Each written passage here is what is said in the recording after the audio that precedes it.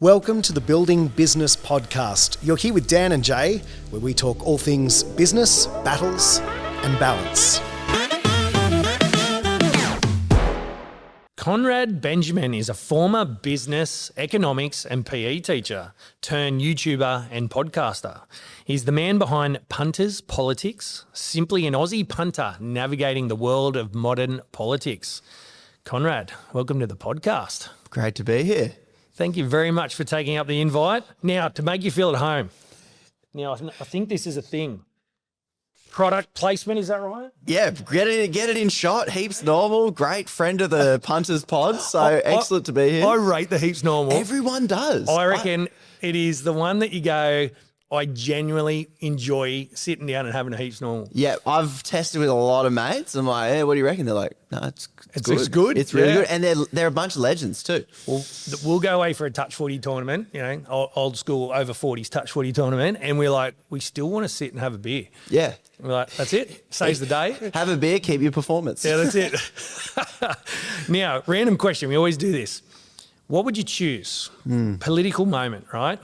John Howard bowling incident. That's good. Or Tony Abbott budgie smugglers. Which one are you going to choose? Can I add my own? Oh, okay. It's got to be Peter Dutton. There's ScoMo tackling the kid. Oh, yes. And then there's Peter kicking the ball into a journo's head, Yes. a footy. Oh, So they're all gold. I forgot about ScoMo. That's a good one because what was he playing? Like touch think footy it or was something touch. like that? Yeah. And he just nailed some kid and He squashed just him. can't control his rig. He's just, But out of even like all great moments, I think just the optics of Howard is just timeless. Yes. Just we've never seen a politician. Well, I haven't. Can't remember it. Just bowl. Yes. Again, because it's that thing that goes. Every Aussie should know how to do it. Yeah. And if a politician can't do it, whereas at least the budgie smuggler thing was like, oh, he's fit.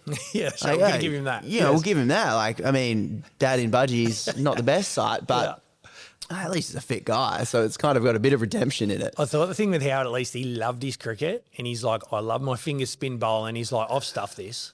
I want to do it again. And he did it again. I was just like, okay, time to cut Was it. the second one better? Or just... No, it was just as bad. And then at least he got the bat out and had a crack. I guess there's something that happens in a bloke's life where they remember playing cricket as a kid. Yeah. And then they just don't do it. But in their head, they're like, no, I used to play it all the time. I reckon that's now when you'll go, right, kids, we're playing. Let's roll the arm over. My first bowl, it's like guaranteed wide. Well, wait, kids, I used to be able to do this. Yeah, exactly. Like, well, even when I played cricket, it was 50% a wide half the time. I was trying to be Brett Lee and go as fast as I could, and I could never But that's get okay. it As straight. long as you bring in the But I pace. looked good running down the pitch, and up until that ball left my hand, you're like, this guy can bowl.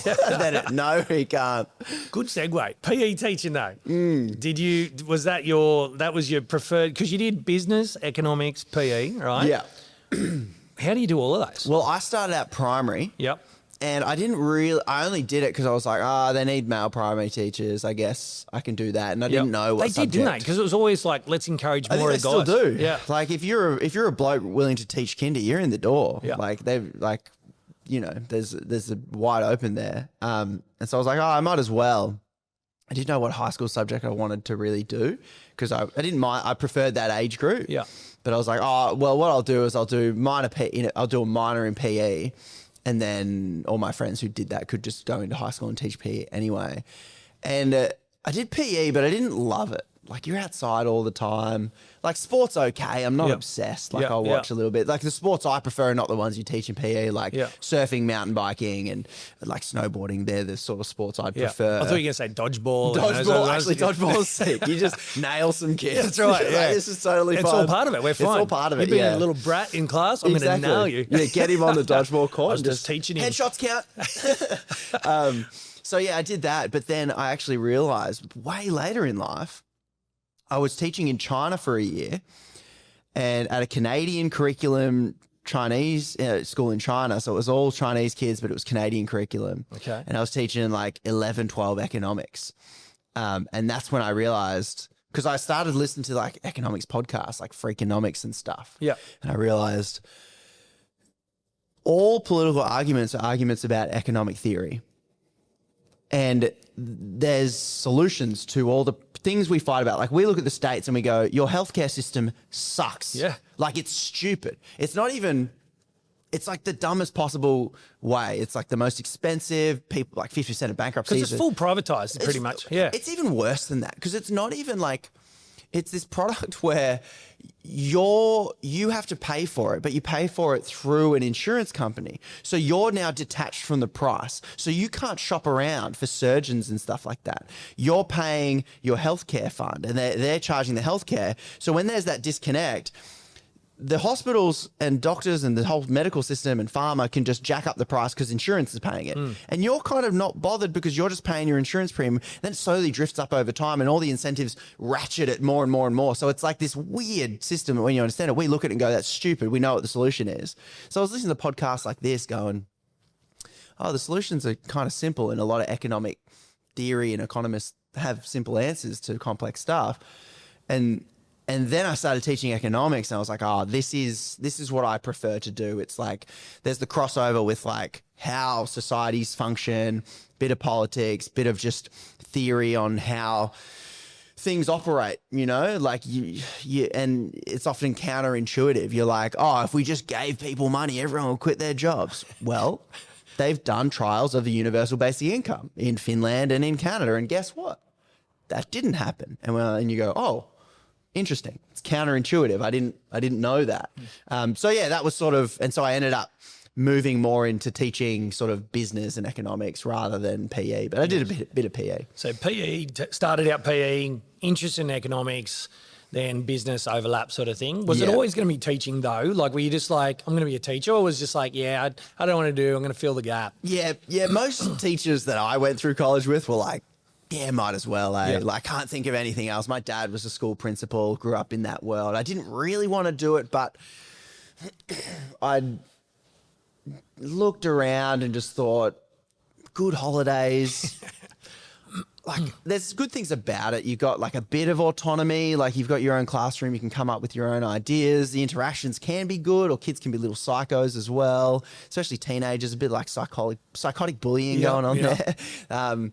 So, but it's interesting, like, and it's, you know, it's okay money. Like, it has a ceiling, but it's okay. And so I think I was like, all right, yeah, I'll do it. And it would, from all the other jobs I'd sort of done, I didn't hate it. And so that was a win for me. I was like, yeah, it's interesting enough. But not something you do forever if you just don't hate it. Yeah. I mean, it can be really good if you're teaching the right subject and you're at a good school with like a good boss. And you're like, actually, I'm enjoying this. But it can turn if you're teaching a crap subject, the kids suck and your boss sucks. I guess like every job, you can just hate it. Yeah. And then somewhere along the lines, you become head of marketing. Is that right? I was doing marketing for a school. Yes. Yeah. So okay. So you're doing this. You're a bit maybe bored in this area. Let's throw in the marketing gig. Is that right? Well, it was me trying to like create my own job that fit my interest. Because at this point I was like, nah, I prefer sort of business, marketing, economics, this sort of area. And one of my friends who was a deputy principal of the school kind of looked at me and went, you've got skills I want. Come and do marketing. I was like, really? Like, I guess I could. Yeah. And so I did a bit of teaching and then a bit of marketing for the school as well. So funnily enough, making Instagram reels, sort of trying to market the school messaging and things like that. Because how'd they know that though? They must have seen some other stuff you were doing. Because at the time I was making I was traveling a lot. So me and my wife spent probably 3 or 4 years on and off traveling, like Europe, sort of lived in Bali for while a little teaching. bit, So teaching here and overseas. I'd do a bit of casual and then we go traveling for a little bit and just kind of like, my wife's a wedding photographer. Mm-hmm. And so she got into that because we were living in Bali at the time, just sort of having a gap year sort of thing. And one of our friends were like, he was a creative sort of photo video guy. And he was like, you'd be really good, like, because my wife's an artist and she's got a good eye for color and composition and stuff. He's like, you'd be really good. You could just take pictures and guess what? You can just email hotels and say you'll do photo, video, and then get a free comm. And we were like, no way. Because we were about to embark on traveling Europe and stuff. We're like, no way, okay. And so she got a camera and we started you just batch email a whole bunch of people and being like, we can offer you this, that, the other. It's a numbers game. And eventually, so we ended up traveling for about 2 years, just going from place to place. That's so good. Just pretty much getting free of comms. So the cash burn was really slow, and very rarely we got paid for something. Yeah. And so my wife got very good at photography. I was doing video work, making videos, and I was making travel YouTube videos as well, because I was like, all right, let's see if we can do this. A couple of my mates are travel influencers, and I was like, oh, maybe I can make videos as well. So my friend saw that I was good at making photo video sort of stuff, and that's how that led to the job at good. the school. Yeah, mad. Yeah. Because, I mean, accommodation-wise, like, if they got a spare room, they might as well fill it. You know, I mean, cost of them to clean it, someone's walking around anyway. Literally, yeah. Have you in there and get free marketing. If no one's there, it's a no-brainer. Like, the costs are super low, and we've stayed at some very expensive places that we would never be able to afford. And then we're like, we also include food, please. Yeah, and we got some nice, like, 5-star dinners in Europe. To be honest, fancy accommodation is actually just a little boring. We're getting a delivery of heaps normal beer, actually, and it might be them. So who knows? Not bad. Anyway, we'll leave that for now. So entrepreneur mindset, right? So marketing sort of, skills developed, expanded on, business, economics. At what point do you go, hey, I'm going to start a podcast? You know what I mean? Is that how it happened? I think it was almost the other way around. Like, I think when I was teaching, I was always looking, I don't know. I think what happened growing up in Australia, I think it was really hard for me to find what I wanted to do, what I think I was like, what I think I was good at and I could really like do. And I think looking back, I realized I probably had it for a while. Like, I was obsessed with Hamish and Andy. I was doing just a crap job doing administration tasks in Queensland. And I was like, this sucks. Like, life just sucks doing this. And I just listened to Crush Hamish and Andy all day. And I'm like, how great would that be? Just doing a podcast, chatting, hanging with your mate. They have the dream job. And I think that was but then I'm like, well, how do I do that? Well, it's just not possible. It's like, how do you even start? And so it's one of those things, unrealistic, and I don't tell people that that's what I'd want to do. Like, I don't feel when you're a young guy, you're just like, everyone just be like, oh, okay, what, you want to be Hamish and Andy? Yeah. Okay, good luck, mate. Yeah. Like, and so, you're just like, okay, that's unrealistic. Go be a teacher, go do something realistic, go do something. And so I think I always wanted to like either do radio or a podcast or something. And so I'd it probably took me 10 years to start experimenting. And so when we were traveling, when I left the country, that's when I started making just other YouTube travel videos and just mucking around with like talking to the camera and video editing myself and sort of doing it, going, okay, this is some kind of outlet like that. And this is just under your personal name, just having a bit of fun, or what was it? Yeah. Just like a travel YouTube video channel. Yeah. Just how'd it go? Not great. Like it was like, it's good because now I've got good travel videos of when we're traveling, because when you can motivate it to do it, otherwise you take footage and you put it on a hard drive, never look at it again. See. And so it was good in that, and it gave me all the skills, but it didn't really, I didn't really get many views or anything. And looking back, I'm like, oh, now I can see why. But you have to sort of just start. Yeah. But when you're starting and you're not sort of getting the success and momentum, because my brother-in-law is like a big travel influencer as well. So watching how he did it, I'm like, okay, that's interesting.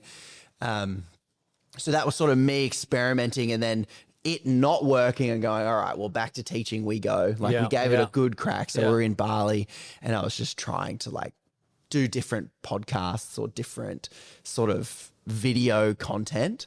And it didn't really work. It didn't really take off. And then it was like, all right, well, back to teaching. These skills could be used in, all right, I'll do this marketing job because it's, crossover skills. Let's do that. Yes. And I mean, because we got the Reef Addicts guys coming on. I don't know if you heard of those, but anyway, they do all the deep sea fishing and spearing. Oh, yeah, and I was awesome. like, you guys are legends. Yeah. I'm just like, can you come on? And they're like, sick. But because it'd be hard. Like, there's so much background, hard work in the background. And as you just said, like, sometimes it doesn't do anything, and sometimes it just creates an audience, So, your original first podcast, I can't remember what it's called off the top of my head. Ideas Digest, yeah, it was. Yeah. So you, that was it. That was your first podcast, like as in your first chunky one. And it was more about like more religion and throwing, is that a thing, is it, and challenging it, and sort of like tell us about that, because I grew up in a Christian world, and I was sort of on this very progressive arm of like I feel like I know the different types of Christians out there. There's like the fundamentalists. They're like rigid. You can't change their mind. They're like, this is it. You're wrong. I'm right. And then I was sort of on like a more sort of progressive, more open, being like, oh, well, everyone's got their thing. And, we believe this. And I was more on that arm. And it grated me, these fundamentalists, that you'd be like, yeah, but you can't, like, come on. You can't be like, what?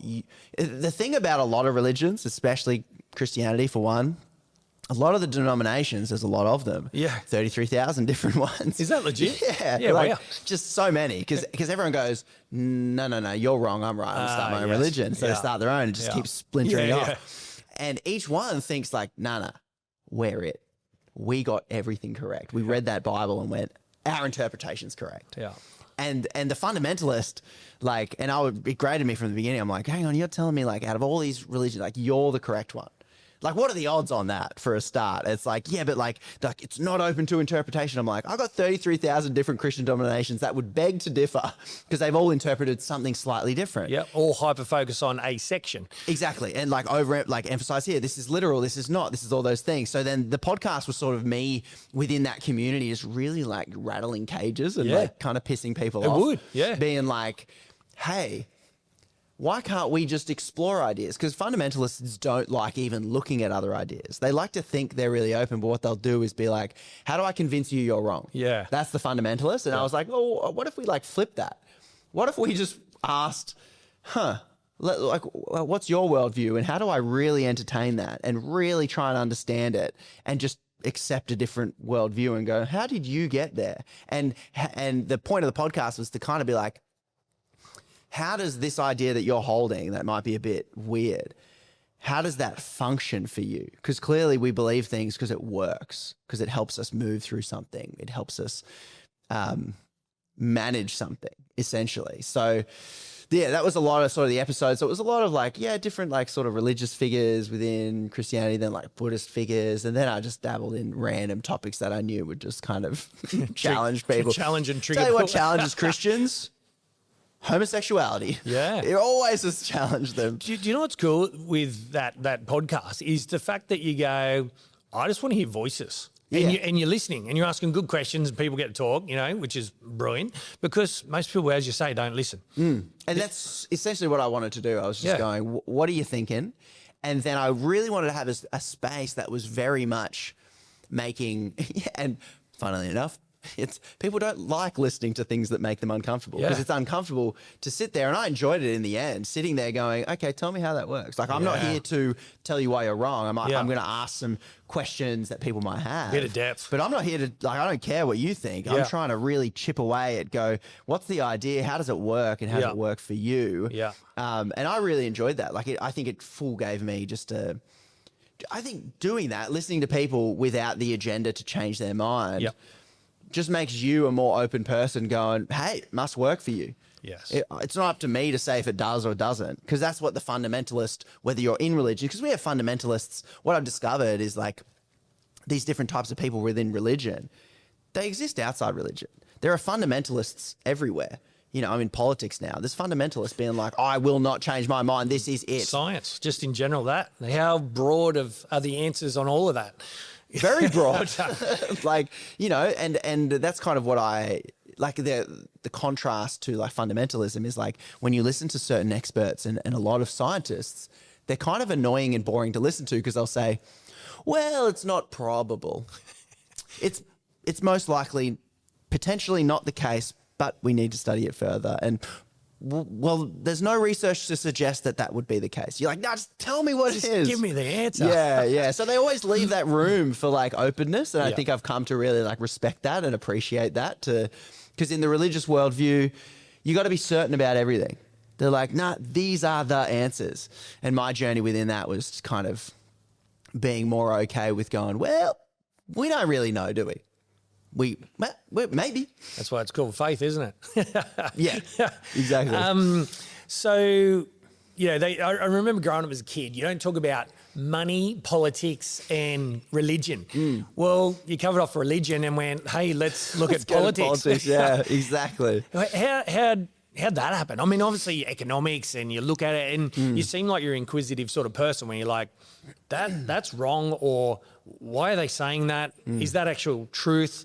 And a lot of the stuff you're doing is you're actually pulling it apart going, is that a thing? And we'll get to the gas tax in a second and talk about the numbers and everything. But you just went, I'm curious, like, what is this? Is that how it started? And you thought there's a lot of people out there just go, oh, politics, it is what it is. Where no, I'm going to dig deeper and I'm going to look for answers nearly. And let's bring the punters, I guess, to the surface and go, let's represent them, if you like. Nearly. I don't know, is that right? Or yeah, I think I was always interested in politics. Like, as I started listening to economics, so like in parallel to like everything I was doing, I was just crushing podcasts because I was like, this is fascinating. Like, there are answers to these questions.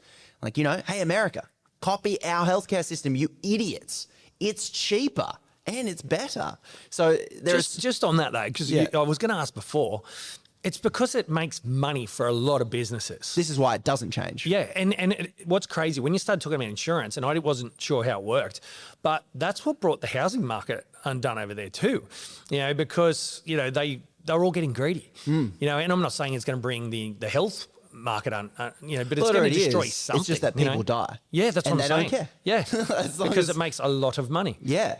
Yeah. So I think it's like, you start there and you look at that and go, oh, America, you're so dumb. Look at your gun situation. How ridiculous is that? Kids dying in schools. Like, have you ever worried about your kids getting shot at a school in Australia? What a luxury. What a freedom we have. Right. So that's great. But then I started to look at Australia and I was like, well, hang on a minute. Like, why can't I afford a house? What's going on here? Like, why is childcare like really expensive? Why? Like, we have our own sort of, hang on, gambling. Like, we're the biggest losers in the world. If America's problem is guns, our problem is gambling. Why can't the government fix that? And so all these questions were always sort of there, and I'd be chatting to a friend about it, and we were at a cafe, and I remember him having this conversation. He was like, because I was just talking, like, being like, can you believe, like, people don't know this? Like, what the hell? Like, it's just pretty obvious, I would say. He's like, listen, you should really do politics. And I was like, nah, like, it's too divisive. It's too tribal. I've seen the religious tribalism, like, that's tribal. Like, we're this denomination, you're that denomination, you're this religion, that religion, you're liberal, you're Labor, you're Republican, Democrat. Like, it's like, nah, I don't want this. I've seen how toxic the political conversation online can be. No, thank you. I don't want anything to do with it. And then we got back to Australia. I sort of started teaching, and I think I was just sort of experimenting with, like, all right, well, if I did do politics, like, what would it look like? How can I kind of marry these two ideas of, like, being open?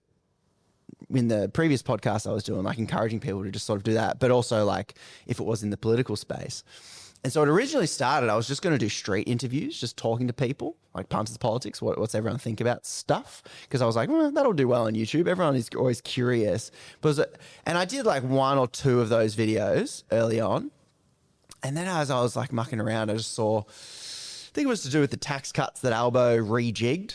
And obviously, like, the Liberal Party get up in arms. Oh, broken promises. Like, if that's all you've got to say, like, how about you say if it's good or not? Yeah. Like, but is it a good because a lot can't affirm the opposition. No. We've got to oppose everything because they're wrong, we're right. And if you've got a good critique, by all means, have it. But if your thing is broken promise, to me, who gives a shit? Like, I don't care. Like, is it good for me? Change your mind to be better, I say.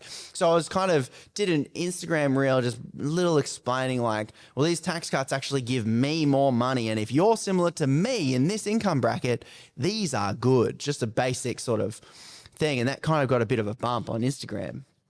And then another account sort of shared it with me, like, this guy explains it really well. And I was like, huh, okay. And then I think one or two reels after that, I came across the gas thing. And I was like, this is ridiculous. We're going on what? Like, we're giving away a resource for free to foreign-owned companies that half the time don't even pay I'm like, this is outrageous. And so I literally just made the Instagram reel using the research. And that just kind of blew up. And my other mates who are like in the social media space, they were just like, mate, rinse and repeat. This is how the game is. Yeah. The algorithm gods have paid attention. It's really challenging. Like I'd spent 3 or 4 years experimenting with how you get algorithms to pay attention or not.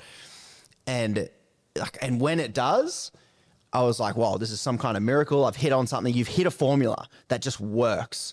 And in retrospect, I can tell you what that is, but you don't know it while you're just experimenting. What is it? Just quickly. It's a few things. Like you have to, it's like format, it's topic, but it's also branding. So like you can have something go viral and it's a bit of luck. You're like, oh crap. Like I filmed that random thing and it just really took off because even on different platforms are different. And so that's great. But then the other thing that I think really worked for me was the fact that I'd spent time developing a coherent brand. It was like Punters Politics. Like, you know what it is when you say it. Like I was just wearing t-shirts, just being me. I was like, well, that's me. I'm just a regular guy. And so when people watch that reel, the things can go viral, but you might not grow the platform from it. And so I think the reason why my platform had hyper success is because in hindsight, I discovered a huge political niche that's completely underserved. Because like you say, why do politics? Why get into politics? Don't. Politics sucks. What politicians tell you politics is a waste of your time. Aussies are right to tune out and go, oh, I don't do politics. Who cares? Because they have a sanctioned, like Labor and Liberal, the major parties, or maybe One Nation now as well, they have a sanctioned argument. Whether it's immigration, whether it's gay marriage, whether it's abortion, like these are sanctioned, safe arguments. But I came along and was like, well, hang on, foreign corporate bludgers stealing and strip mining our country. Like, this isn't left or right. This is like Aussies, and we're all on this. And everyone went, yeah, I'm bloody pissed off. Well, guess what? That's political. That's the structures of our society and who gets what in our society. Because Aussies typically, we don't want to get ripped off. No. Right? And we also don't want to get lied to. Yep. And so you're just calling out the rubbish and digging a little bit deeper because they love just going, here's our political answer. Yeah, that'll get rid of the media. We're good. Whereas you're going, well, hang on a sec. That's cool, but what about this? And what about that? And you're finding the data that then people are going, oh, thanks for telling truth versus, as you say, the big media companies who are represented by certain individuals that then fund it and all that sort of stuff. You get to bypass that. And people are looking for truth, You're delivering that. When I say that, you're delivering that. You're just digging deeper to go, hey, just look here. And this is what I'm finding. Is that fair? Yeah, like I think it's like there's a sanctioned conversation and it's they probably don't have the conversation, but they pretty much, you see that price graph of Coles and Woolies, and the graph does this, and then Woolies do this, and it was on a Coke or different items, and they literally, within perfect unison, have items on sale at different times. They don't have a conversation about it, but they watch each other and they know. That's the major parties. Yes. They go, gas tax, don't touch it. You won't. All right, I won't talk about it either. Let's both dismiss it. Right. Corporates avoiding tax. No, don't talk about that. Like the whole structure of a Commonwealth Bank, that when we need to deal with inflation, we just make the middle class hand more money to a private corporation that then coincidentally gets the most profits when they raise the rates. That's a weird system. Don't talk about that, right? Don't talk about the structural problem that we've got going on. Property prices. People love them high. And by people, you got developers, you've got like investors, and you got mortgage companies, you got banks. Like, these are big interests.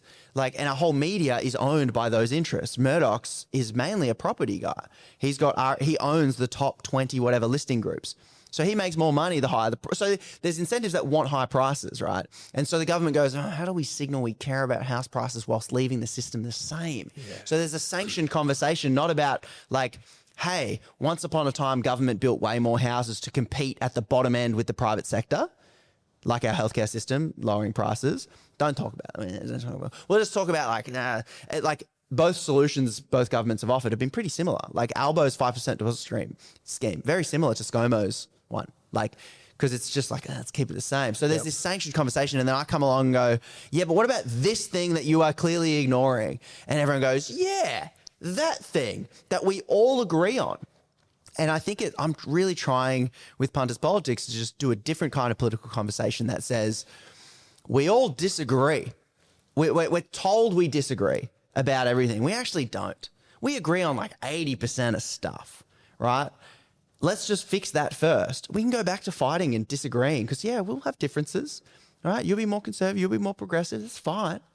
But right now, we're getting strip-mined by American companies, Japanese companies, and we can just come together, and our politicians are like selling us out, going to work in the industries that they regulated. It doesn't matter which side of politics you're on. Do you want like what you think is a corrupt politician? No. Let's get rid of that, and then we can go back to fighting. So that was sort of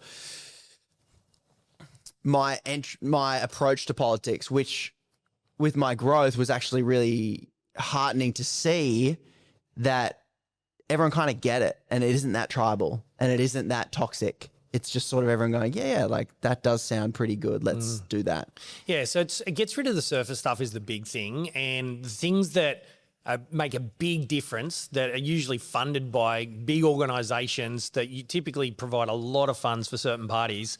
They're like, don't mention it, and you're mentioning it. yeah, pretty much. Yeah. Like, well, and you can watch the politicians squirm when they go, oh well, you know, and then they try and move on, and so you can see them get like lots of energy when Pauline comes along and goes, it's immigrants doing everything, and then Labor Party are like, oh phew, finally, you're racist. Yeah, you can't say that. Yeah, and now it's great. We're back to this. We're used to this. Great. And guess who's just counting their cash? Gina Reinhart with her new gas investments. Kerry Stokes with his gas investments. Great. Just like sweet cash in the pocket. You guys keep fighting. And I think we're sick of that. I think Aussies kind of can see through that. And I think the explosion of my platform kind of shows that we just kind of are sick of it. Because I think Aussies are we're different to Americans. We're pretty relaxed about stuff, which makes us, you know, harder to get riled up about certain political issues, but just less toxic, less tribal. I've never seen in my lifetime more people caring about politics right now. And the only reason being is you're right, we're pretty chilled. Yeah, we're all good. We trust the government.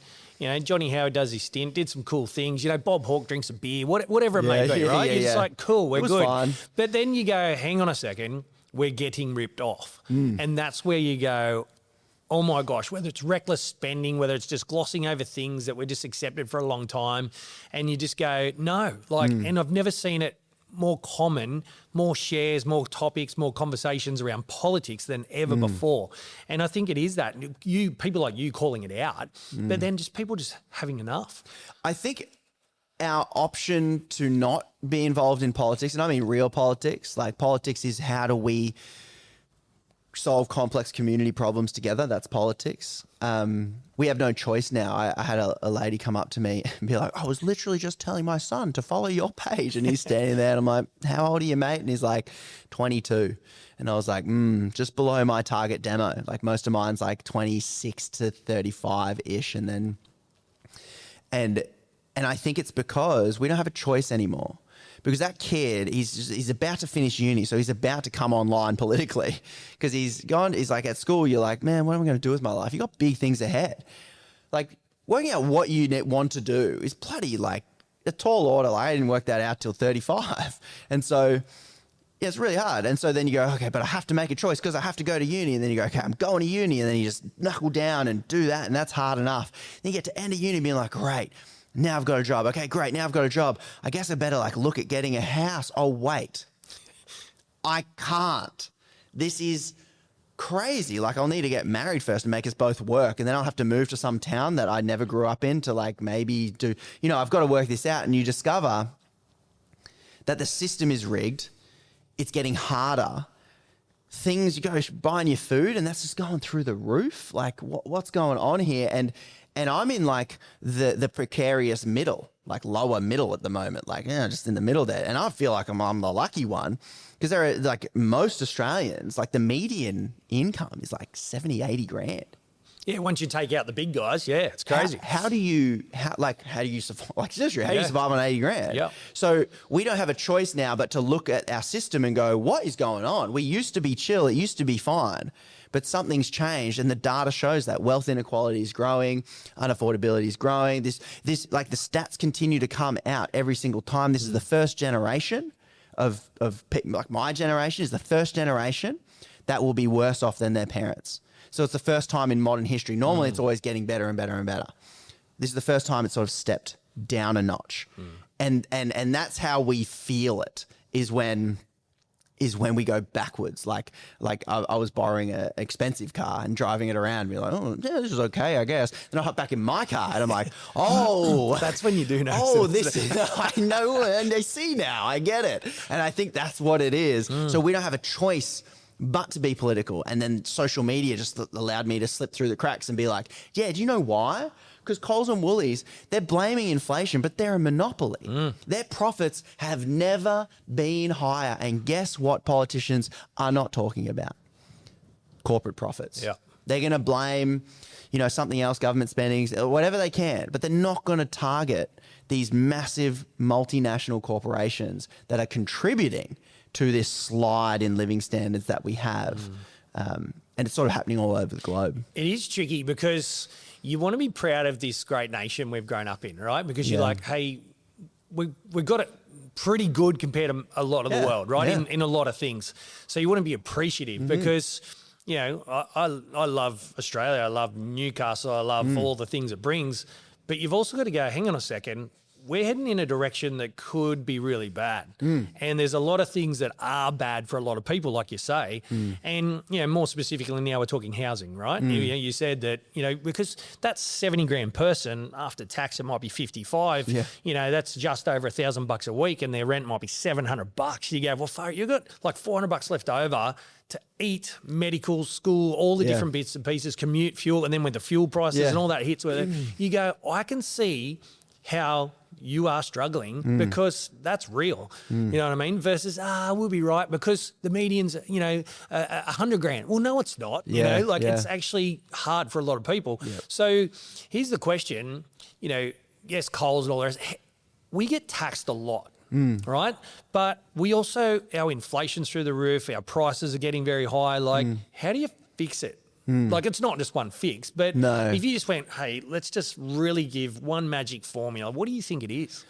It is hard for a magic formula because different sectors of the economy, like if we're just talking inflation, like different sectors of the economy are being driven by different things. And I think politicians keep selling us this BS short little answer, it's government spending. And they asked me this in the Senate hearing. I don't know if you saw, like one Liberal politician tried to kind of make it, like this is what they do. It's all optics. And they tried to make me look like an idiot, being like, what do you think the causes of inflation are? Like, do you think government spending is part of it? And I had an economist right next to me, like, ask that guy. He's an economist. But like, no, I'm asking you because they want to see what I know. And I was like, well, yeah, you can blame government spending, but I was a teacher. That's my salary. Even if you're at a private school, the government is paying your salary, nursing, all those sorts of things. This is the bulk of government spending.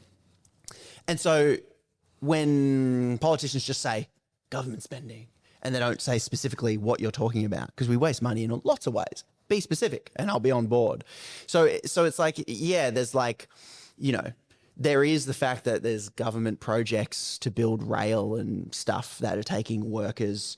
That means drives up the cost of labour in the building industry because they go, well, I could build that project and that would pay me more. But guess what? It never gets mentioned. Mining.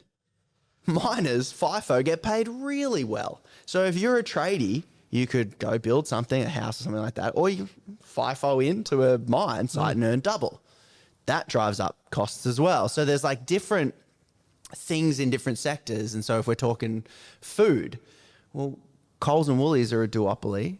They're vertically integrating and buying all the farms and they've got something called monopsony, which is buying power. So it's like monopoly is when you buy from one business, but monopsony is when farmers only sell to one. So, it was like old Porter's Fire, power of the buyer, power of the supplier. They're just like, that we're power. Yeah. We're buying at this rate. just price takers. Otherwise, get stuffed. And they haven't got great options for volume. Yeah. So they control the outcome. That's that duopoly. Yeah. Yeah. And so the thing I really focus on, because I think I'm always going like, what am I going to draw people's attention to? And I feel like I draw attention to the stuff that isn't getting the coverage and politicians aren't talking about. And I think there is a big, easy fix in our economy to make it healthier, to make it more of a free market, because we are a country of a monopoly. Like we have, 2 major airlines, 4 banks, 2 supermarkets. Yeah. You look at every sector across the economy and it's dominated by like multinational corporations that can just keep slowly ratcheting the price. And so we keep copying it. And they keep telling us, we have to do it, but their profits keep rising as well. And so a fix I would like to see is more powers to the ACCC, because they can come into Coles and Woolies and be like, oi, this graph up and down, you're playing silly buggers, we're going to break you up. All right, you can't own Liquorland anymore. You can't own this. Oh, you know how you're hoarding those greenfield sites? So they buy up locations in new suburbs, put a Woolworths there, buy the next lot over, leave it vacant. Because, that'll stop an Aldi coming in or something. So they deliberately are really being anti-competitive, which is what the corporations do. They will do whatever they can do to... They'll toe right on the line of the ACCC. They'll even cross it. Yeah. Because they know the penalty. They do the maths, like Qantas. Used a labour hire company, took billions in government subsidies during COVID, then cut their workers, and then they got in trouble for it and they got sued. You crunch the numbers, they're up $1 billion.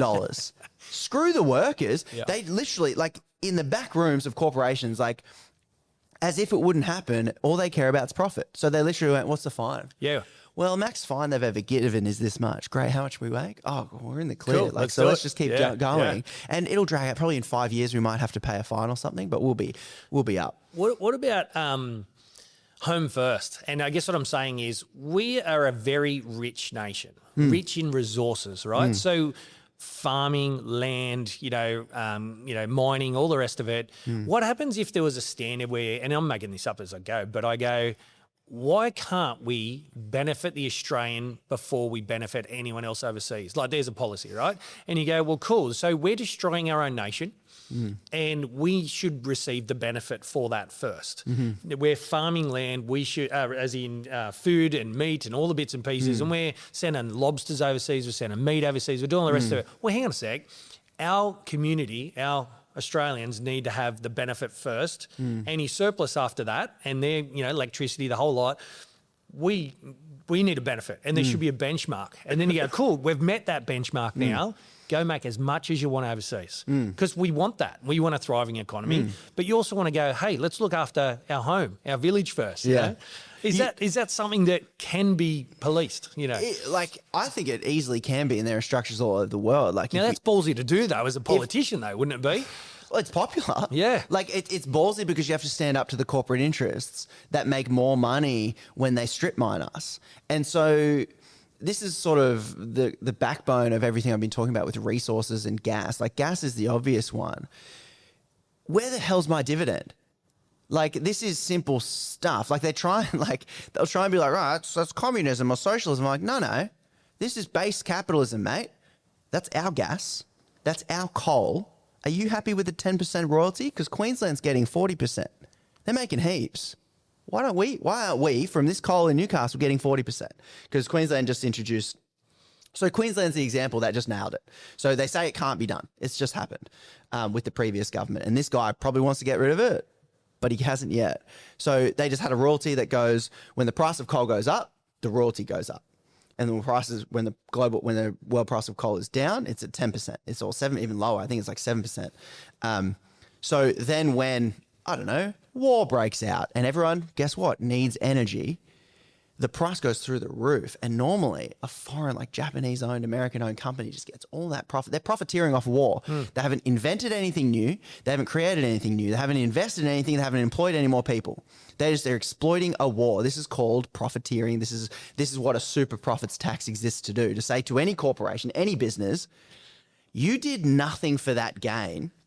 But society is really struggling because our energy is going through the roof. We have to come together, pool our tax resources to keep our economy afloat in expensive ways, like during COVID. We're not trying to keep it going because what's more expensive than handing out cash? Having the economy crash. So they go, okay, we'll give it some money. So we're paying the cost to keep the economy afloat, while some industries, whether it's sort of airlines taken or whatever, or like resources industries like gas, they're just making bank. So it's actually very reasonable to say you rely on our courts, our roads, our infrastructure, and our resources. If you're making money and you didn't invent anything, you give it all back to society because you did nothing for that war. And in fact, we want to disincentivize wars. And if you're making lots of money when there is war, that's a bit of an incentive to encourage wars. Because typically, and I'm not the great historian, but when the economies are suffering, usually a war happens because it stimulates the economy. You see it. Like there's a lot of wars. I mean, they Great argue for over different things. GDP. It's like, cool, let's make some money again. America does it a lot. Well, yeah, why are we getting into weapons? Yeah, that's right. Like we just have to, I'm just an incentives person. This is my business sort of economics, learnings I've done. It's like, let's just look at incentives. Yep. If America is a weapons cartel country, it is incentivized. Please fight everybody. He's great. They're making bank. And Australia is now getting into the weapons selling business. I don't remember having a conversation about what kind of country I want to be. You ask me, I don't want to make money on weapons. Like, we can make lots of money. Yeah, I'd prefer not. I'd prefer not to attach our economy to global conflict. Call me someone, I don't know, maybe it's my Christian upbringing. Like, killing people, not a great way to make money. Yeah. And this is the thing, like I'm proud of our farmers and our land and all the rest of it and doing that right. But there seem to be the poor people. We just go, oh, thanks, man, but we're not going to give you any love. Yeah. It's too hard. Yeah. That's the bit that I get annoyed about. And it's that instinct you have that these people hide behind. So they hide behind the farmer, the poor. Like when I was talking to Susan McDonald on Carl's podcast, when I was like, yeah, like a mining truck gets petrol cheaper than you do in your car. And they're friggin' just huge, and they're just thousands of litres of this thing. They get it for cheaper. And then her instinct was, oh, you hate farmers. Yeah, because farmers also get that rebate too. I'm like, I didn't talk about farmers, did I? I'm talking about those big mining trucks from multinational corporations. So it's like, it's totally fair.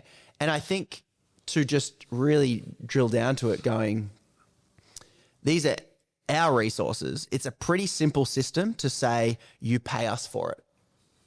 That's it. And that's all we're asking. I think people understand that. And we should benefit from that. If you're going to dig a huge ass hole in my country and spill oil in my friggin' reefs, how much are you going to pay me? At the moment, it's nothing. This is the hypocritical part. Cool, we don't want to be seen as, we want to be net zero and all the rest of it. I'm going to get fully into that. But we want to be net zero, but we're still happy to dig up our mine. We're still happy to, cause destruction to the environment.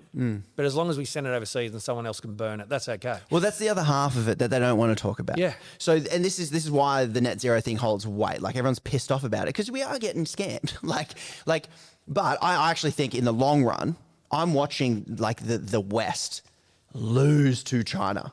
Like they went EV and they went battery tech 20 years ago.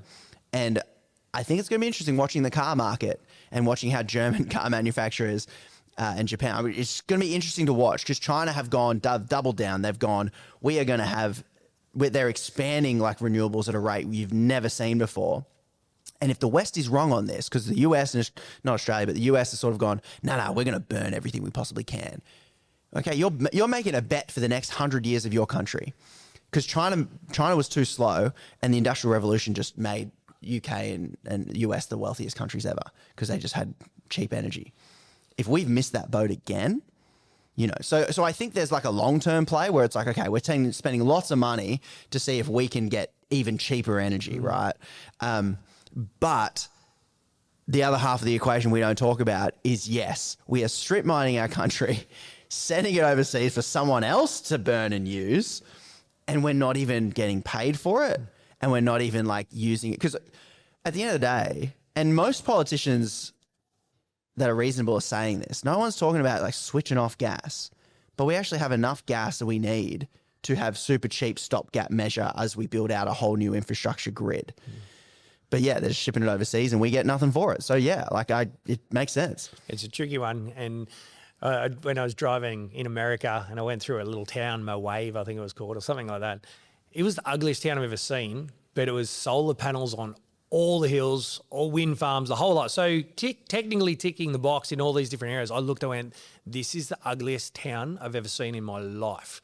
And it was just, I mean, aesthetically I'm talking about, but I don't know. There's obviously benefit. Yeah. But I also go, man, this isn't what I see with the beautiful wind towers on the mountains with us, the beautiful blue sky. Yeah. You know? So it's a tricky one. And the other thing I worry about too, and I'm a fan of solar. I got the battery. I love it. Oh, I you sit got there and look one? at the app every day. I'm like, how cool is this? I'm a renter, mate. My mate's got his car for free now.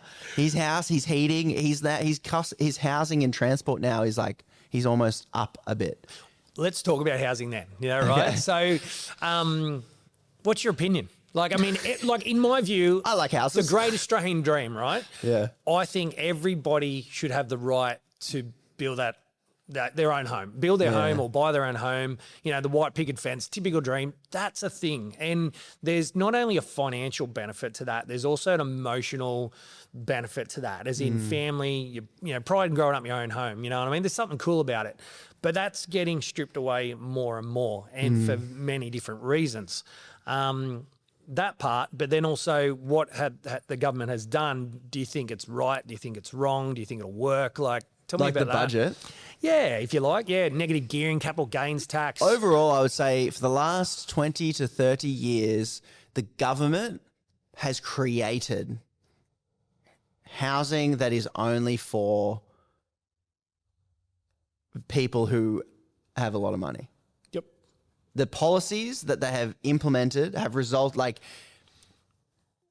everyone loses their mind about this budget, I get it, but we have to remember, I'm in the position where I'm like looking, I'm like, can I get a house? Can I afford it? How much do I need? Blah, blah, blah. Like, I now need like a loan of over $1 million to I'm in Newcastle. Yeah, over $1 million for Newcastle. Like I'm like, geez. Like, unless I want to be in like Cessnock or something. Sure, I don't want to live in Cessnock. Right? I've just got to live in Cessnock. I don't want it. But I'm sure it's great. And so we're in this situation where there's, Newcastle's not that like built up. Like, to be honest, like you look around, it's like, yeah, it's like a bit of houses, it's fine. So these policies got us here. Something has to change. And the economists I've listened to have said there has been incentives to encourage investors to increase demand. And so ultimately, that's part of the equation. Ultimately, part of the equation is like cost of labor, like we were talking about before, because building a house is freaking expensive right now. Study at the moment, this one will blow your mind. Almost 50% in Sydney of building a new home is government tax. So this is, okay, I don't want to get too nerdy because I did a YouTube video on this and I talked to an economist about this. So it may or may not blow your mind, and feel free to fact check, but if you were to remove those government taxes, the house price would stay the same. Okay. So this is, and there's an economist called Cameron Murray. He's done a whole piece on it. It's super nerdy and he's got these prices here. And as far as me, the regular punter, can understand it, is that the taxes don't set the price. People's ability to pay set the price. In an existing or a new? Doesn't matter. Doesn't matter. Yep. To buy a house. Yep. So if government taxes were removed, but the market has set the price at 1.2 million for whatever house in somewhere, and you remove the taxes, is the property developer going to suddenly drop the price to 800K when the market is at 1.2? That's the thing. So this is the part where I think about that. And I haven't heard that before, so I'm keen to check it out. But the market has set the price due to demand, 100%, right? And lack of supply. Perfect economic situation, which means, the price is going up. But when a developer does a feasibility, they'll work off a margin. And if that price wasn't set originally and we didn't get to that point, because it's been over time, it's got to that point, they work off a feasibility that has a set of margin and says, we just need to make this much, which then sets the price. The supply and the demand then determines how much margin they apply to that. In the current environment, take the margin.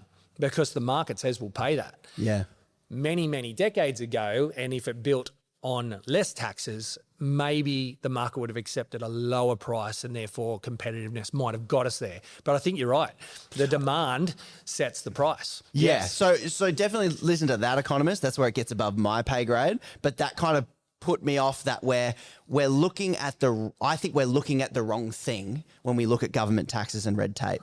Because I'm in the coldest ass freaking house in Newcastle right now. Winter's just hit. I got my little space heater because apparently like Australia's houses are built some of the worst standards in the world. Yeah. Like you go to Canada, you're like warm in negative 30. Even New Zealand's way better. Yes. But then one voice in this conversation wants us to cut red tape. And listen, I'm all for government efficiencies and I understand how annoying it is to do all those things. But if you're asking me to have less insulation in my walls to get a cheaper house around me, I don't know if this is the path I want to go down. And so I tend to look at some of the voices in this conversation. So who are the voices saying, oh, it's government taxes and red tape? Well, it's developers. And it's the group of people that make a lot, and it's like the mortgage brokers and it's the banks, right? Because they want high house prices, high margin, and they want to build profitable houses. Well, something else that they do that on my podcast I had two guys debating about, and something else that they do is they land bank. Because I'm just looking at incentives. If I'm a developer and I've got a whole bunch of land I'm sitting on, am I going to release it all at once? What would happen to the price if I dropped 20 houses onto the market in one suburb? Well, then demand would be satiated and then the price would drop down because there wouldn't be as much demand and then I'd lose money. So if I go, well, listen, we can sit on that for a while and we'll focus on this over here. And so right now houses are being built by what makes this group of people the most amount of money. And this is where I compare directly to the US healthcare system. We know that's for like idiots. But our housing system is that because a house is either an investment vehicle or a money thing, or it's something I need to have a healthy life, like you were saying, like something everyone deserves. Australia right now is said our houses will only be built if there's margin, like you said. Imagine if that was our healthcare system. Mm. I'll only do heart surgery if I get a good margin. If the margins aren't there, I won't do heart surgery and save that guy's life. Well, they wouldn't bother. They would not bother. You know, I've got shares in NIB, right? I'm with NIB, right? And I look at it and I go, I should have not paid NIB for my health fund. I should have just jammed it into shares like nothing else. So I'd be kicking butt. And then, right? then take it out as I need it. I'd be miles in front. But because sorry, you've got NIB, you've got the flaw of if shit hits the fan, you can go to John Hunter. Yes. You can walk in there and if you're seriously ill, our system is good enough. Like I had a mate that got cancer. Didn't pay a cent. Just had a mortgage. Worst time. Just had a kid. Worst time ever to get cancer. Got the best treatment in Australia.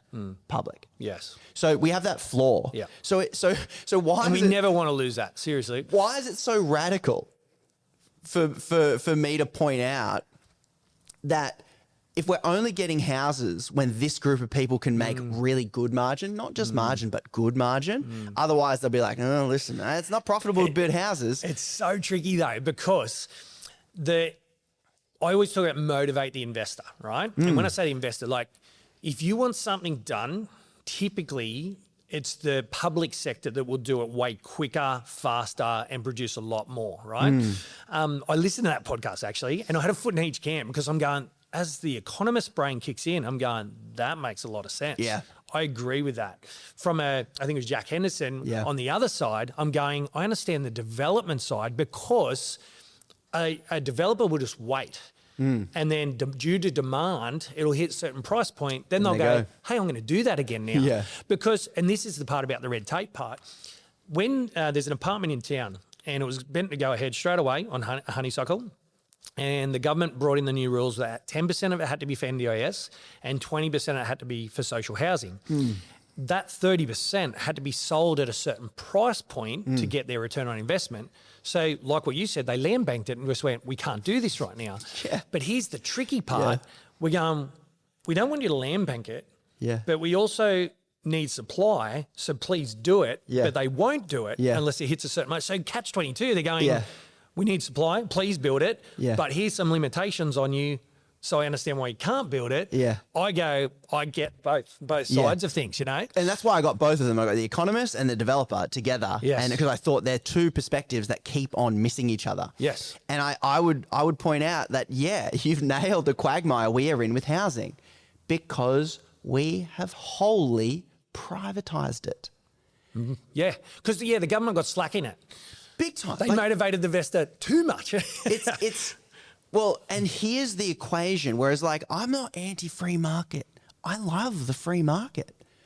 But I've listened to enough economists to understand when something is a public good, the only thing worse than the government doing something is a for-profit, privatized monopoly doing it. Yes. Case in point, the NDIS. 100%, yeah. What is happening with the NDIS that nobody's talking about? Your scams, rorts, all those things. Why? Because they privatized it. It's a mostly privatized system with the government footing the bill. So this privatized system is incentivized to make money. How do they do it? Extract it from the bottomless pit of the taxpayer. Yeah. This is the system. Whereas look at our hospital system. Look at Medicare. Yep, it's not perfect, but it's not spiraling out of control with expenses, is it? Because the public is sort of running it, not perfectly, but it's still sort of accountable, and it's, yes, it can waste money, but nowhere near to the same level that we're doing it. So I think I draw those parallels straight over to housing. If we have to rely on exactly as you've said, this group of people to make substantial profit to do something, and the thing that no one will talk about is that when we only take advice, like the government only takes advice from private property groups, they actually stand to make more money when the public sector does not build any houses. Now, I'm not saying we need all government housing everywhere, but I'm saying just like a healthcare system, it needs to put the floor in the market so that the private sector is still going to be there. But the private sector knows that if governments start building houses, they lose the bottom end of the market. They have to build more quality stuff. They have to do those things. And they can only be at like sort of the mid to top end building houses, which will still always be there. So we have this lobby interest that makes more money when we can remove the public sector out of it completely. And when we have something as crucial as a public good like housing or healthcare, that's when we end up like America. I'll throw a scenario at you. A third of people own their home, a third of people are paying off their home, and a third of people rent, roughly, within QE. They're all 30-something%. I thought about it and I just went, okay, here's a scenario. You said and a lot of people say this, people want houses to go up because they make money, right? Whereas the person trying to get into the market is don't go up, right? Yep. And then Jack Henderson, it was funny, he's like, yeah, well, they don't want it to go up until they own a house and they want it to go up, right? Yeah. And I went, yeah, in a way, but here's the thing. Everybody needs it to go up. This is what's crazy, right? And I thought about it. So let's say you go buy your $1 million house in Newcastle. If it goes down, I'm screwed. Well, here's the crazy thing too, though. You'd make it up $800 a week to live in that $1 million home. Yeah. Versus if you buy it, you're paying $1,500 a week. Yeah. $700 difference. Yeah. So if it never goes up, why would you buy it? You're $700 a week worse off when cost of living is so tough. Yeah. If it never goes up, why buy that home? You're trapped. Well, you're trapped in you're that paying for something that is worth $1,500 a week where you can get the exact same thing for $800 a week.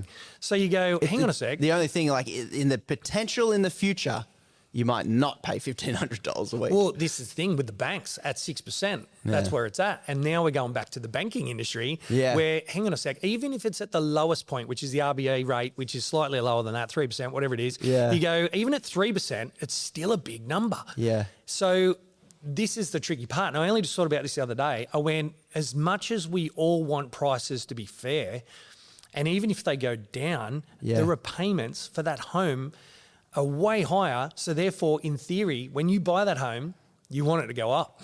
It's almost like a privatized banking system is a bit of an issue in this, isn't it?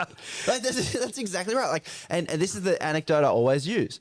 My dad, immigrant from Poland, his parents got a government house. He got free public education. Then he got free university education. His parents then used a government bank loan of like £5 or something to get a deposit to buy their own house.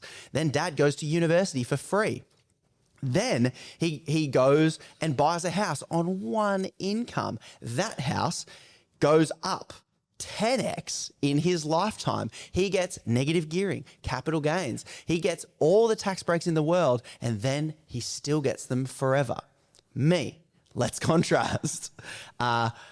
Paying rent, $80,000 of HEX debt that I'm sitting on. Have to go to I have to enter into that banking situation where a for-profit private entity is like, just skimming the margins of the reserve. Like, why the bloody hell can't I just go to a government bank as a first homeowner? They go, great, we'll give you the reserve rate. Give me that. Yeah.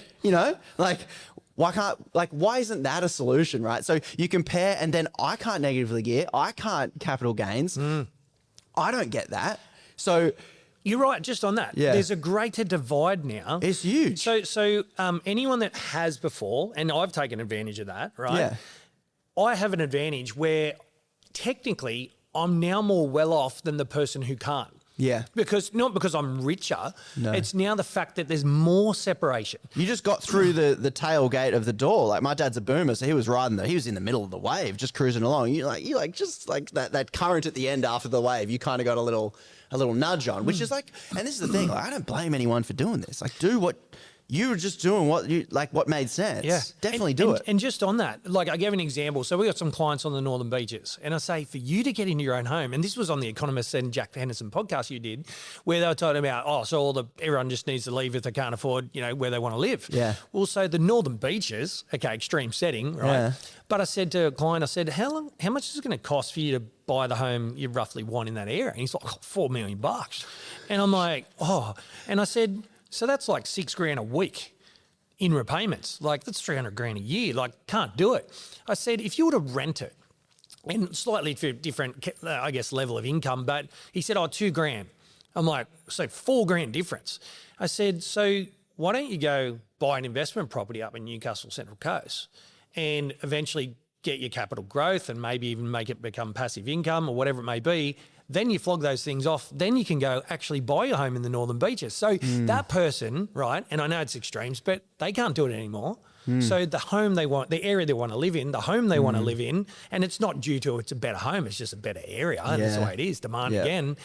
Okay, he can't do it now. Yeah. And there's lighter versions of that and far smaller versions of that because, the first home purchase, right, that someone does, if you can't afford the $1,500 a week for the $1 million home, you could, if you negatively geared, maybe be able to pocket $200 a week and rent over here and then eventually go, cool, I can sell that and then I can buy my home. So I get what they're trying to do, but I actually go, I want everyone to be able to afford their first home, but the thing that some people use to get there is now gone. So I actually don't know how that's going to happen. And this is the genius of the system. And you have to call it it's genius.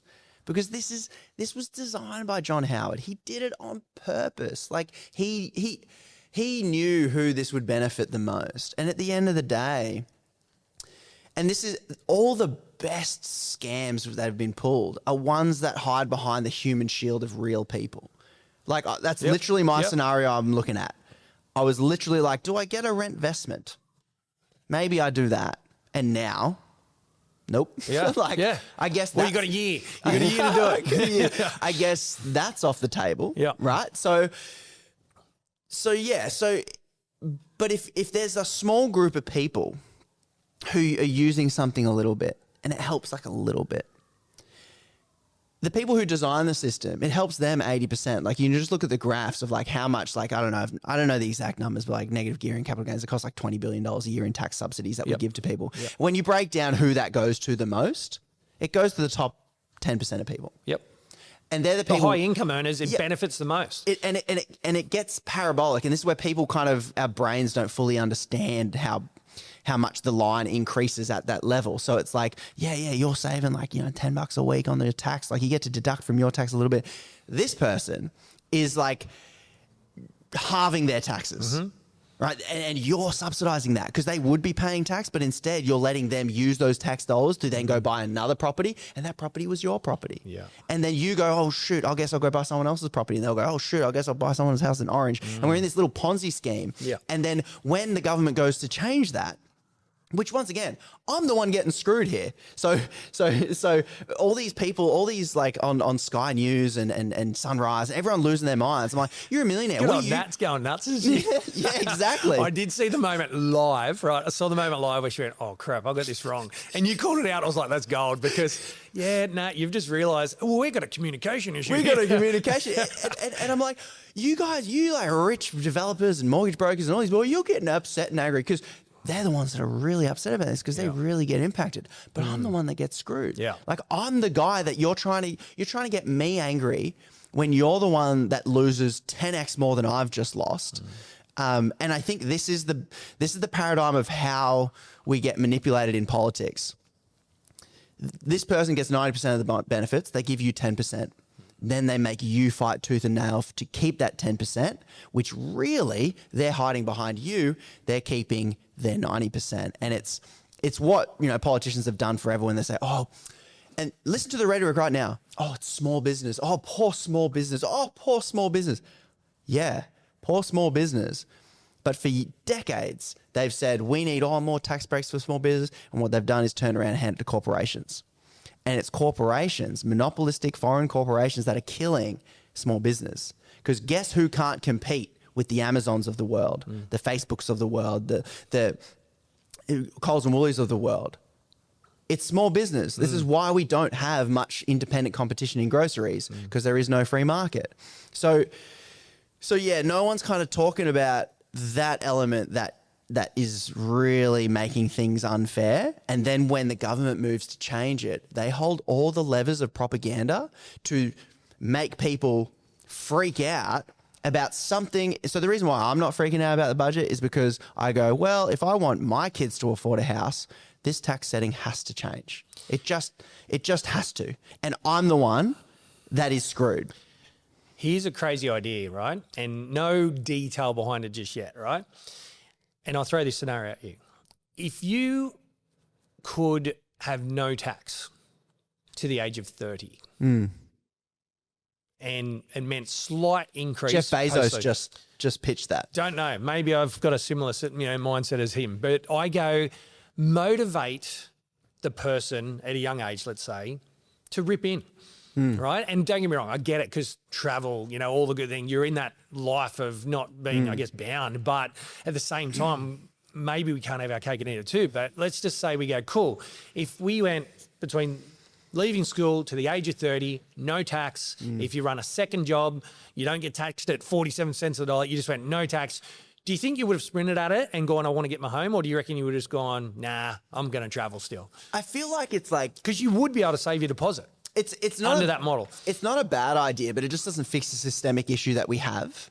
And I think the fundamental core of the problem that I do believe this budget took the tiniest little step towards it, the thing that pisses me off the most, is that if you are a wage slave, you are paying sometimes double the tax rate that someone who sits on their ass and gets investment income. Yes. Okay. Educate me on that. Break it down a little bit. So if you're getting money from like stocks or an investment or housing and those sorts of things, you know, your tax rate on that was lower under these arrangements, like capital gains is 50% tax discount. So the money I earned sitting on my ass gets a 50% tax discount. It even now gets discounted to inflation. Guess what doesn't get a 50% tax discount or discounted to inflation? Your wage. So I think the fundamental core that is the problem with our entire economy is that Australia, in fact, it's going to sound terrible to say, but we're not a high taxing nation. But the burden of tax is on workers. And that's the problem. We workers that take income from an employee, a wage slave, that money, they take it straight away. You don't even see it, right? You don't get to play silly buggers with it. You don't get to say, oh, maybe I'll invest it somewhere else. It's gone. And that is taxed, no question, at the top rate of 45%. Whereas an investment income is taxed at best at half of 45%. And when you go, well, who makes their money from work? 80% of Australians. Who makes their money from investment? Top 10% of income earners, top 10% of wealth. Because you're talking about mums and dads, for example, in that setting? Just anyone. Well, the only reason I'm thinking about it is, let's say someone earns 100 grand and they pay whatever tax rate it is. Yeah. But then they Probably an average choose of to like save a little 30. bit rather than spend it and throw it into an investment at their own risk. Yeah.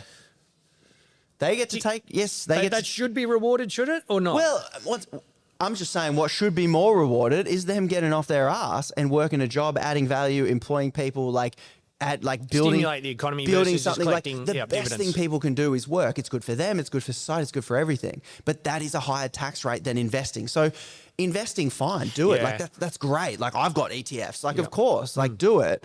But the fundamental unfairness is that ETFs, income from ETFs, so it just encourages you to eventually just try and build up ETFs, right?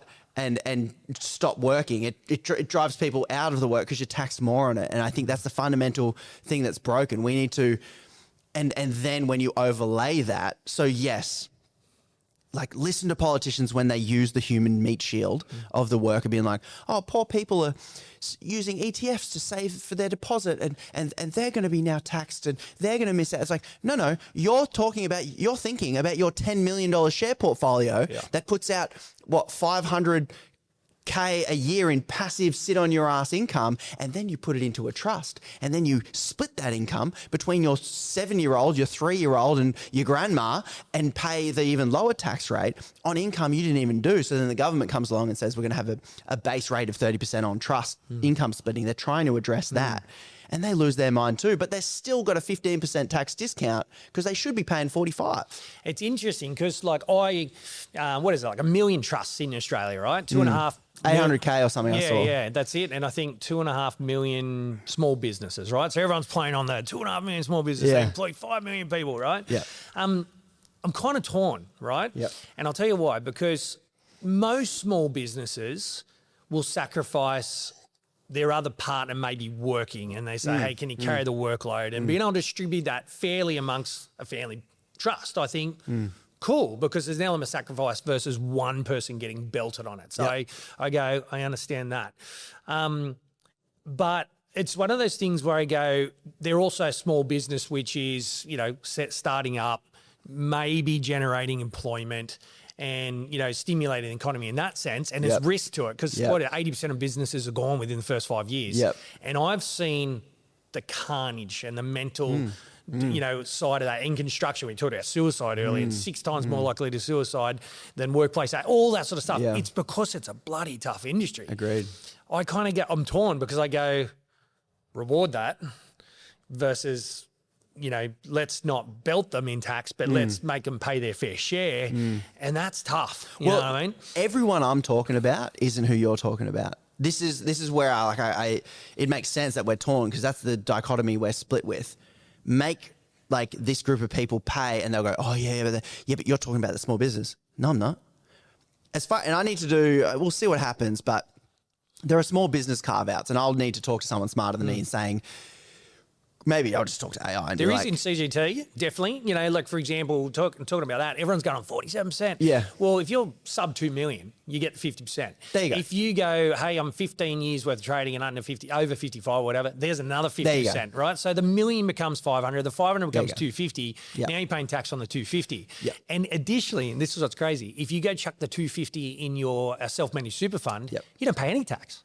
So, like, I get it, like the big smoke screen, all the rest of it. And I'm a fan of motivating the investor because I want people to invest in their future, save for their personal income, benefit and all the rest of it. And I want to stimulate the economy. But that's been blown out of proportion. And it's targeting not small business. It doesn't necessarily affect them the way it was. Don't get me wrong, you'll be, it won't have the 50% discount. That'll be a sacrifice. But you aren't as impacted as, hey, Albo owns 47% of my business. And I think that's the core.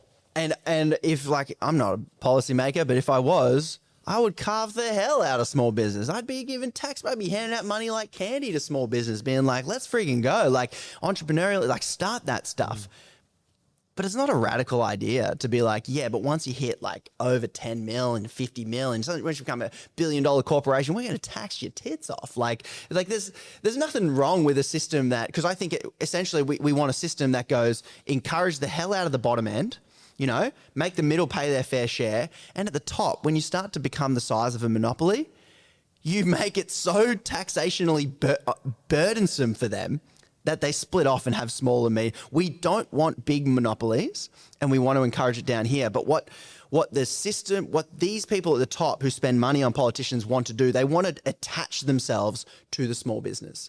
And they want it to be one monolith so that people with the small business believe the 47% stake owner, ignore the carve-outs you've just spoken about, and hey, maybe they can be better, and I'm all for making them better. Obviously self-interested here because I'm a small business owner, but there is a good economic argument for these people in the economy. I love them. So it's like it shouldn't be a controversial, polarizing political issue because like there's a very small few people that are just taking us all for a ride. And then they deliberately and successfully make the conversation about, yeah, but the small guy who just started his business and he's working really hard. They go, see, we can't tax Gina Reinhart. Because old Dave and his building company is going to really struggle. Like that's literally that's the blanket part. They treat us like idiots, and we can help Dave and we can tax Gina. And that's the best part with what you do because you call out there. Hang on a sec. Oh, crap moment. What do? Let's focus on the farmer and the poor little small guy and all the rest of it. Bring in the human shields. We got farmers. We got school children. Bring them in. Oh, man, I could talk to you all day about this sort of stuff. I love it. So I won't hold you up. I know you've got things to do, but tell us. What's next? Okay, I'll throw this one at you. We talked about tax. We talked about, NDIS. We talked about, housing. What's the next big thing that you point the finger at and go, that's a problem and I'd like to spend some airtime on it? I mean, honestly, it's all the same stuff for me. So the reason why I started with the gas issue is because it's so outrageous that people go, how does this happen? And the reason why it happens, I believe it's three things that we just need to come together, put our differences aside and fix. It's money, media, and mates. This is how we get screwed. They donate money. We know that. But you can buy a politician for cheaper than you can buy a house, right? If I put, 80K into the Nationals Party, I get myself a few politicians. Great. Like that's what happens. So it's not that simple, but there's money in there. So we can get rid of that. But that won't fix it. Then there's the media ecosystem. It is wholly controlled by the people that are, so we go, our system's broken and the people there's a group of people, it's not broken. They're getting loaded off high house prices, privatized everything, no government sector competition. They love it. They want to keep it the same and they own the media to keep everyone distracted and to keep us focused and talking about, the budget, oh my God, they'll lose their mind. They're winning. That's how they distract everyone from the stuff that I might be pointing to. And which is the third one, is what really gets us screwed is that politicians, I was just did a YouTube video on one bloke called Gary Gray, who was the previous resource minister. He literally used to work for Woodside Gas Company, became the resource minister, made the rules, oversaw the rules for gas companies. Then he went to work for a weapons company right now. At the same time, he became the ambassador for Ireland. So he's in the government and he's on the board of a non-director whatever of a weapons company. And guess which contracts that weapons company got? No way. AUKUS. Guess who also is working in AUKUS? Who set up AUKUS? Scott Morrison. Who's working in an investment fund or something also getting money from AUKUS? Scott Morrison. No way. This is the problem. Like, I'm not saying they're corrupt. I'm sure they were both above board and they did it's all legal. That's fine. The perception is enough. I don't care whether you did or not, whether you did a great job and you're really integrous. I don't care. It doesn't look like you were. Stop that. And so every issue I focus on comes back to if I'm going to say, mate, pay attention to politics for 10 minutes, you're going to say, what am I going to focus on? I'm going to say focus on those three things. And let's start with the revolving door because it's not just politicians, it's staffers. It's the people around the politician that go into industry, out of industry. And so when these people make the rules about housing, resources, farms, whatever it is, the people around them are the people that are in and out of the industry. And they're the ones at the table saying to the government, yeah, like actually that tax break's a good one. Keep that one in. Yeah, keep that. And the government goes, oh, shoot, we need money from somewhere. Yeah.